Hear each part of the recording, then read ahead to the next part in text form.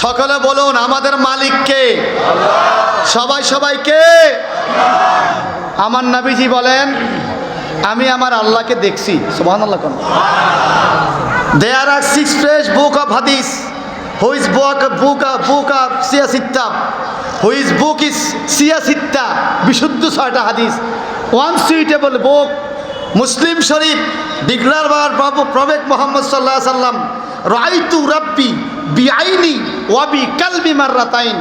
আমাদের নবীজি বলেন I saw my Lord in night of Mi'raj by my eye and by my heart 2 times in night of Mi'raj. Originally আমি আমার আল্লাহকে আমার কপালের চোখ দিয়ে এবং আমার কলবের চোখ দিয়ে মেরাজের রাত্রে সরাসরি 2 বার দেখছি। সুবহানাল্লাহ। যে সুবহানাল্লাহ করে এতে কিপটা, তার মতো কিপটা দুনিয়াতে নেই। কারণ আল্লাহ পাক যত আশ্চর্য ঘটনা দুনিয়াতে আখিরাতে ঘটাইছে আর ঘটাইবে, আল্লাহকে তোমরা সুবহানাল্লাহ কইছো, আমি কই নাই। কিন্তু আমি যে হাবিবকে দিদার দিলাম এই মেরাজের জন্য, আল্লাহকে আমি নিজেই বলছি সুবহানাল্লাযী আসরা বিআবদিহি লাইলাম মিনাল মাসজিদিল হারাম। আল্লাহ নিজে সুবহানাল্লাহ কয়, আর আমনে কোন না? আমাদের মতো কিপটা দুনিয়াতে আছে নি? সবাই কোন তো সুবহানাল্লাহ। আরো জোরে সুবহানাল্লাহ। এবার বলুন আল্লাহু আকবার। আর আমার দেশে এক বক্তার নাম হলো তারেক জানোয়ার। কি নাম? তারেক। তার ভিডিও দেখলাম গত পরশুদিন। সে বলতেছে নবী মেরাজে আল্লাহকে দেখে নাই। আপনারা দেখছেন না? তার মতো এরকম গুবুরিগা মাথাওয়ালা, মাথার মধ্যে এতদিন ছিল মগজ, কার ফার্মে পড়ে মগজটি বার করে গরুর গোবর ঢুকাইছে। এখন গরুর গোবরের থেকে এই কথাগুলো আসতেছে। এই কথা কোন ঠিক? ওই একটা আছে আমির হামজা, কিছুদিন আগে গেছে শবে-বরাতের হাদিস এতে খুঁজে পায় না। এখন দেখতেছে মানুষ তো শবে-বরাত করে, তার দাওয়াত বন্ধ হয়ে গেছে, জেল টেল খাইটা অনেক পাইছি, তো ফিডা খানার পরে পাইছ। এই কথা কোন ঠিক কিনা বলে? শোনেন, এক নাস্তিক বলতেছিল আম গাছের নিচে বৈশা, নাস্তিক বলে খোদারে মানি না, খোদারে মানি না, খোদারে মানি না। এটা জিগির হলেও খোদারে মানে না। নাউজুবিল্লাহ বলেন। তো ইমাম সাহেব যাইতেছে গাছের নিচে দিয়ে, আম গাছের নিচে মসজিদে যায়। ইমাম সাহেব বলে কিরে কস্তুই? খোদারে মানি না, এটা আমার জিকির। কেন মানুষ না? তোমার আল্লাহর বিচার ঠিক নাই। নাস্তিকে বলে আমাদের আল্লাহর বিচার ঠিক আছে নি? আল্লাহর বিচারে আমরা আশরাফুল মাখলুকাত হয়েছি, আল্লাহর বিচারে আমরা আখিরা নবীর উম্মত হয়েছি, আল্লাহর বিচারে শবে-বরাতে ইবাদতের তাকদীর আল্লাহ আমাদেরকে দিয়েছে। আমাদের আল্লাহর বিচার ঠিক আছে কিনা বলেন? নাস্তিক বলে আল্লাহরে মানি না, আল্লাহর বিচার ঠিক নাই। ইমাম সাহেব বলে কেন?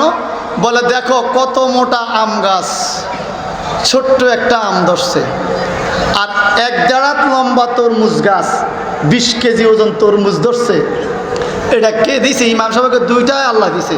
তা আল্লাহর বিচার যদি ঠিক থাকতো, এত মোটা আম গাছের তরমুজের মতো আম দিত, ছোট্ট লতার মধ্যে আমের মতো তরমুজ দিত। আল্লাহর বিচার জানে না, এই জন্য এত মোটা আম গাছে ছোট আম দিছে, ছোট লতার মধ্যে বড় 20 কেজি ওজনের তরমুজ দিছে। ইমাম সাহেবরে এই কথা আমি মানি না, এই জন্য তোমার আল্লাহরে মানি না। ইমাম সাহেবকে আল্লাহ বিচারটা দেখাইয়া দে। সাথে সাথে বাতাস আসলো, গাছের ডাল থেকে একটা আম ওই নাস্তিকের কপালে পড়লো। এই বিচার ঠিক আছে নি?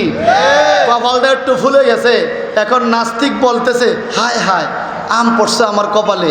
একবার তরমুজের দিকে তাকায়, আবার আম গাছের আমের দিকে তাকায়, আবার এই আমের দিকে তাকায়। এখন ইমাম সাহেবরে বলে ইমাম সাহেব তোমার আল্লাহ ঠিক আছে? আল্লাহরে মানি, আল্লাহরে মানি। বলে কারণ কি? ঠিক নাই তো, ছোট লতার মধ্যে 20 কেজি তরমুজ, বড় আম গাছের মধ্যে ছোট আম, ঠিক নাই তো? কয় না ঠিক আছে। কি ঠিক নাই? বলে কেমনে ঠিক আছে?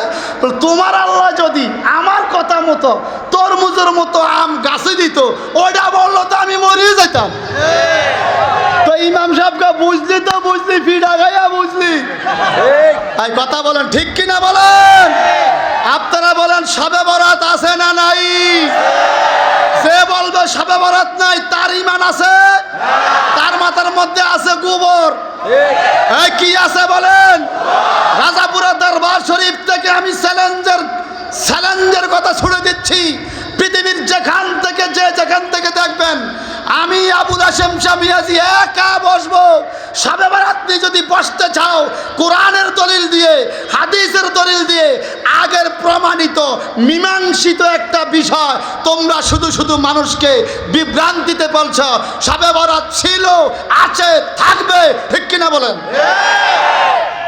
যে বলবে নাই তার মাথাত গোবর, ফতুয়া সোজা, কি কন? তার মাথাত কি? আমি আয়াতে কারিমা পড়েছি কোরআন পাক থেকে, আর 10 মিনিট। ইয়াউমা ইয়াকুমুর রূহু ওয়াল মালায়েকাতু সাফফান লা ইয়াতাকাল্লামুনা ইল্লা মান আযালার রহমান ওয়া ক্বালা সাওয়াবা। আল্লাহ পাক কোরআন পাকে বলেন, কাল কিয়ামতের ময়দানে আল্লাহর ডরে, আল্লাহর ভয়ে, জাহান্নামের হুঙ্কারে, ইয়াউমা ইয়াকুমুর রূহু, জিবরাইল ফেরেশতা দাঁড়িয়ে থাকবে ডরে, ওয়াল মালায়েকা, সমস্ত ফেরেশতারা দাঁড়িয়ে থাকবে, লা ইয়াতাকাল্লামুন, কেউ কথা বলবে না, ইল্লা মান আযালার রহমানু ওয়া ক্বালা সাওয়াবা। আল্লাহ পাক বলে এই কথা সত্য, আল্লাহর অনুমতি না পাইলে কিয়ামতের ময়দানে কেউ কথা বলবে না। এটা আল্লাহ পাকের বাণী, 30 পারা সূরাতুন নাবার শেষ দিকে। এই আয়াত আপনারা মানেন না? মানলে উভয় আসেনি? মানেন?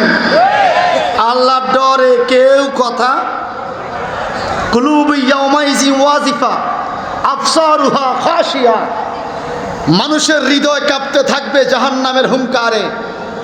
আল্লাহর ডরে চক্ষুগুলো বড় হয়ে যাবে, মানুষ টেনশনে পড়বে কোন দিকে যাব। আল্লাহ বলে কেউ কথা বলতে পারবে না, ইল্লা মান আজিনা, আল্লাহর অনুমতি ছাড়া, এজিন ছাড়া।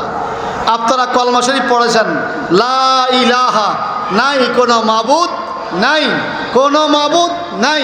এরপরে পড়েছেন ইল্লাল্লাহ, কে ছাড়া?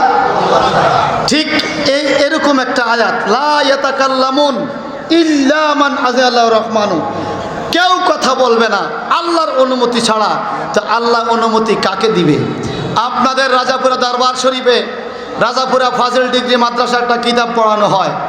এই কিতাবের নাম হলো তাফসিরে জালালান শরীফ।